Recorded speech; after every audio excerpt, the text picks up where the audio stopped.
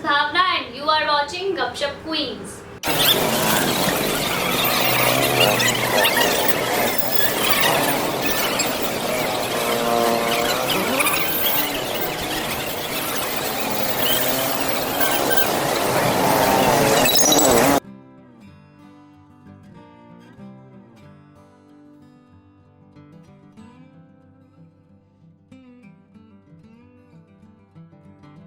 नोटबंदी के दिनों से भी ज्यादा लंबी लाइनें, लॉकडाउन में लंगर लेने वालों की पंक्ति से भी ज्यादा लंबी लाइनें, भूखे पेट सोने वालों की लाइनें भी इतनी लंबी नहीं थी, उससे भी कहीं ज्यादा लंबी लाइनें दिल्ली के साथ पूरे देश में देखने को मिली, वो भी शराब के ठेकों के बाहर। जब नोटबंदी के दिनों में यही लाइनें लगी थी तो सारे पत्रकार, प्रिंट और इलेक्ट्रॉनिक मीडिया वाले दिखाते रहे कि इन लाइनों में लगे कितने लोग बेहोश हो गए, बीमार हो गए, कितने लोगों की मौत हो गई, कितने लोगों के बच्चों की शादियां रुक गई, ब्ला ब्ला एंड ब्ला।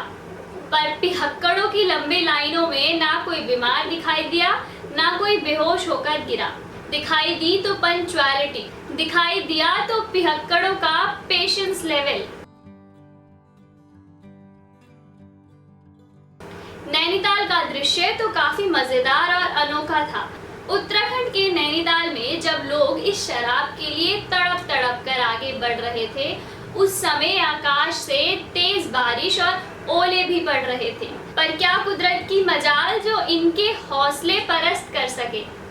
कोई रेनकोट के साथ, कोई छतरी के साथ और कोई सीधा ही बौछारों का मुकाबला करता खड़ा रहा।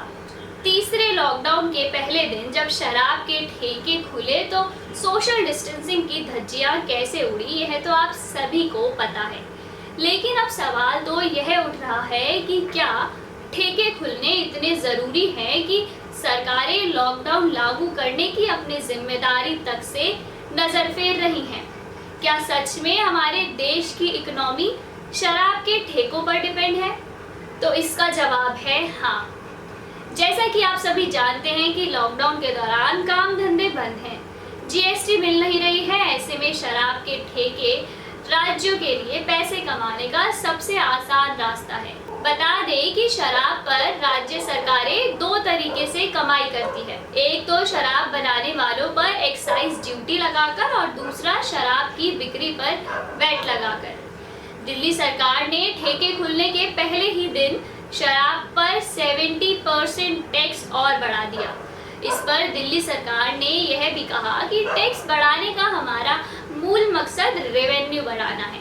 हम जितना रेवेन्यू हर महीने हासिल करते थे अब उसका 10% ही मिल पा रहा है। अगर हमें अस्पतालों को भी चलाए रखना है, डॉक्टरों और नर्सों के सैलरी भी देनी है तो पैसा कहाँ से आएगा?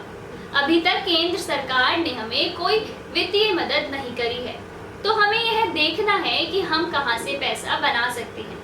शराब राज्यों के रेवेन्यू के लिए कितनी अहम है, इसका अंदाजा इसी बात से लगाया जा सकता है कि सरकारी जानकारी के मुताबिक 4 मई को 5 राज्यों में 450 करोड़ से ज्यादा की शराब बिक गई और सिर्फ अकेले राजस्थान ने ठेके फिर से खोलने के पहले दिन ही 120 करोड़ रुपए की कमाई कर ली।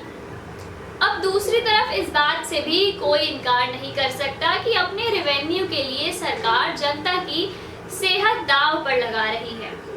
इस पर उत्तर प्रदेश सरकार के प्रवक्ता सिद्धार्थ नाथ सिंह ने कहा कि शराब के ठेके खोलने से सिर्फ सरकार को ही रेवेन्यू प्राप्त नहीं हो रहा है, बल्कि इस उद्योग से जुड़े लोगों को भी रोजगार मिल रहा है। ये धारणा गलत है कि सिर्फ रेवेन्यू प्राप्ति के लिए ठेके खोले जा रहे हैं। सरकार धीरे धीरे करके बाकी सेक्टरों को भी खोलेगी, लेकिन कब, इस बात की जानकारी उन्होंने नहीं दी।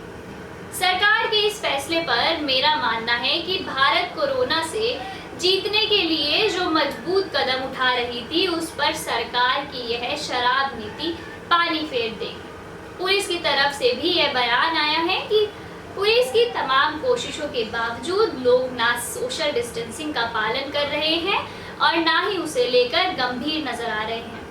और अब डरने वाली बात तो यह है कि इसे देखते हुए पुलिस ने भी हाथ खड़े कर दिए हैं और ठेकों के बाहर सुरक्षा का जिम्मा संभालने के लिए साफ इनकार कर दिया है।